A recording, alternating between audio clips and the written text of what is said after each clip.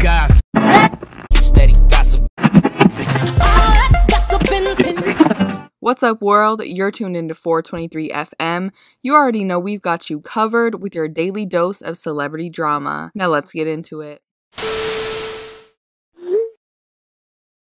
Hey, what's up, guys, and welcome back to the 423. There was a discussion on Twitter last night that made me want to have a conversation with you guys about industry plants and whether or not one person in particular is or isn't one.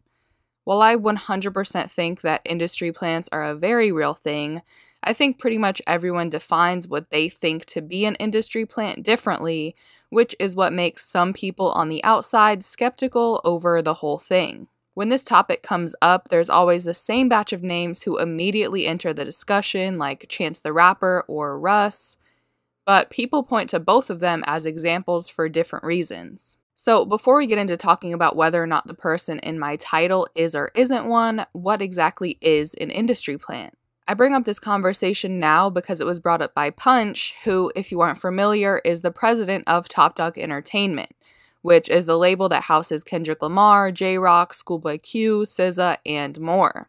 On Friday night, he tweeted, "Can someone please help me understand what exactly an industry plant is? Seriously." I'm gonna assume that number one, he knows exactly what an industry plant is because he's in charge of one of the most successful labels in the industry right now, and number two, that he's asking this because it was just discussed on the Joe Budden podcast where they argued over whether or not Lizzo is an industry plant. Regardless, Punch's question caused a lot of conversation, and like I mentioned earlier, people in the replies were giving several different definitions for what they think defines being a plant. The two top replies, to me, represent pretty well the two most popular definitions. The first one reads, "An industry plant is an artist who pops up out of the blue with no music catalog and instantly blows up because of a label putting money up to buy streams/views and gives the perception of the artist being bigger than they are." And the second one says, "Someone who has been signed the whole time masquerading as an independent artist." While both of these have subtle differences, they're conveying the same basic message. An industry plant is someone who blows up out of nowhere because they were picked by a record label to do so, and I think an important part of this is them having exponential growth due to purchase streams, followers, etc., to make it look like they already had a big fan base from the start. The latter tweet, to me, explains a separate part of the same story.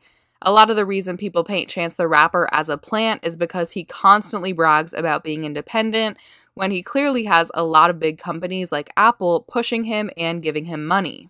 One example I've seen come up a lot recently in regards to this conversation is D-Smoke, who you probably know as the winner of Netflix's hip-hop competition series Rhythm and Flow. And he come up again in this conversation specifically because Punch is connected to D-Smoke in a way that leads a lot of people to believe he was planted. If you don't already know, D-Smoke's brother is also an artist by the name of Sir, who's signed to Punch's label, TDE. Now, just because someone's brother is signed to a label doesn't mean that they can automatically get a record deal, but that's definitely a pretty big connection to have in your back pocket. Where that connection got a little iffy to me, though, when I was watching Rhythm and Flow, was the episode where the contestants were paired with famous producers to make their own songs, and D-Smoke was paired up with Soundwave, a producer who was discovered by Punch years and years ago, and is basically the in-house producer for TDE. He's produced a million songs for Kendrick, Q, and everyone else on the label. Again, just because his brother is signed to a label doesn't mean D-Smoke necessarily knows everyone from TDE, but seeing as he's an artist too, I just don't see a world where he hasn't been to the studio with his brother and at least had interactions with these people. And that's completely fine, but on the show, Soundwave and D-Smoke acted like they didn't even know of each other and this was their first time meeting, but it's pretty obvious that they were paired together for a very calculated reason. I don't want to get things misconstrued here into people thinking I'm saying Rhythm and Flow was rigged, because I don't think that's the case. I wanted D-Smoke to win from day one because to me, he's the most talented of anyone on that show by a mile, and he deserves it, 100%. But I do think Rhythm and Flow as a whole was very overproduced compared to other competition shows we're used to seeing like American Idol. While the series did accept submissions in November of last year, it's pretty obvious most people on the show were hand-selected by insiders and not just discovered off the street. Even D-Smoke has said in multiple interviews that he got a call from someone at Netflix telling him to audition for the show, and though he says he wasn't given special treatment, he was sought out, not the other way around. And I'm sure the same can be said for some of the people who already had big followings prior to this series, like Flawless Real Talk and Sasha Gohard. And by the way, I think they could have had a way better pool of talent if they did hold a bunch of auditions, rather than ushering in people that those behind the scenes wanted. I think it probably had a lot to do with the show having judges like Cardi B and Chance the Rapper, who are super busy and aren't going to sit back and watch 12 hours of auditions over the course of a few weeks, so they cut that whole part out and just chose people that they already knew of. So while I think that this show is clearly designed to be a huge alley-oop with a lot of money and influence behind it for the eventual winner, I don't think that D-Smoke himself is an industry plant. I remember looking up his Instagram page after watching the first batch of episodes that were released, and he had like 1,000 followers maybe. It was definitely a page that hadn't been groomed by anyone, and it was clear that he didn't have a big following prior to this show.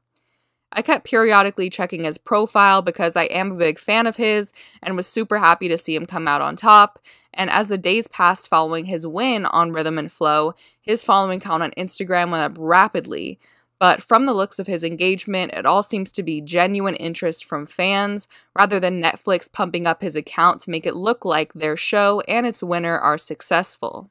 Obviously, D-Smoke was put on this huge platform because of his connections and ended up winning, but that's just the nature of a competition show. The lines can definitely get blurred between someone who might be a plant and someone who's just signed to a label and is getting help from them like anyone else. But I feel like the main difference is pushing a message or a story of organic growth when there are certain artists who clearly blew up out of nowhere because of a huge machine manufacturing numbers behind the scenes. Anyway, I want to know what you guys think about this. Do you think that D-Smoke is an industry plant? Who else do you think might be one? And what do you think of this conversation as a whole? Leave your thoughts down below in the comments. Subscribe to the 423 for more videos. And if you like this one, just give it a quick thumbs up. That is it for today. I will see you guys next time. Bye.